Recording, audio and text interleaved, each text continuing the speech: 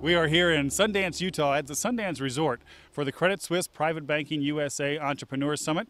We're obviously here with Mark Cuban, the founder of Broadcast.com, the owner of the Dallas Mavericks, and a co-founder of HDNet. Let's talk about Broadcast.com first. What was the genesis there? How did you get it to scale so effectively? Well, my partner, Todd Wagner, came to me. We both went to Indiana University. And back then, if there was a basketball game we wanted to watch or listen to, if it wasn't on national broadcast television, you were just out of luck. And so he said, you know what, with the internet happening, this is 1995, you're a geek. There's got to be a way you can figure out for us to listen to games other than literally having somebody hold up a radio to a speakerphone that was living in Indiana.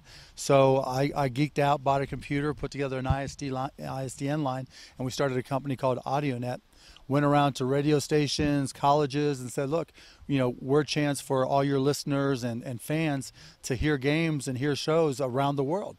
And we had no idea what would happen. Literally, we started with $3,000 and put up the site, and we just hustled. And 2 weeks later, the site was crashing from too much traffic, and we were getting emails 24 hours a day, people listening around the world, and we knew we had something. And then from there, we turned it into Broadcast.com by adding video. From there, we grew to, we basically started streaming. All the audio and video streaming business, grew it so that we were the largest multimedia destination on the site. We were doing user-generated uploads, everything, and then went public, then sold it to Yahoo. And so we kept on growing until Yahoo got a hold of it. That was obviously probably a great learning time for you. Yeah. Talk about some of the successes and failures that you experienced. Oh my goodness, there's so many. I'll be cliche-ish and say that there is no failure. You just learn from it. But you just go. You just have to put in the time. I think what I learned most is that everybody's got will and everybody's got dreams and everybody's got aspirations, but it's only the people that really put in the time that get there. And I think I learned most that despite any setbacks, that if I just keep on grinding, I keep on working, that I usually can outwork people. And then I also learned that no matter how many times you fail, it really doesn't matter. All it takes is one hit, and then everybody can call you an overnight success. So now you owner of the Dallas Mavericks, a little bit different venture than some of the stuff you've done in the past. How is that different and unique? Oh, it's completely different. When I bought the Mavericks, it's been 12 years now, I actually thought I owned the Mavericks. In the reality, even though I write the checks, it's the community, all of North Texas, that owns the Mavs.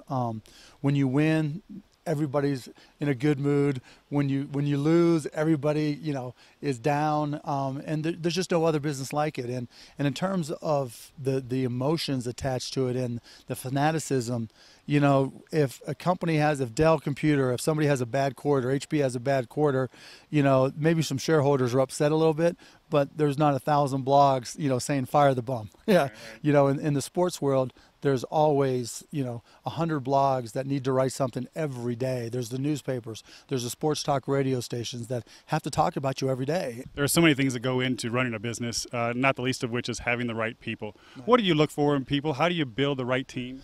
The first thing I always look for when I start a company is somebody who's nothing like me. I'm nasty enough. I need to get somebody right. I tend to be a ready, fire, aim, and I try to look for people who are the exact opposite. As an entrepreneur, what are you looking for down the road? What are areas that interest you? Everything always interests me. I'm lucky because I really enjoy reading about technology. I'm one of those sick groups of individuals that will read manuals and and go to tech websites and just troll through it and actually read.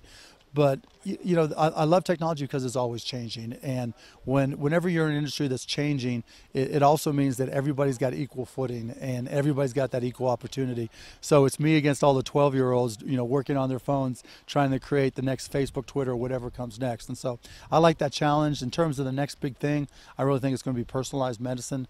Mark, thanks for being with us. My pleasure, Joe. Thank you. There's a lot of ways to describe Mark Cuban. Let's just stick with Cold. owner of the cold and owner of the world champion Dallas Mavericks.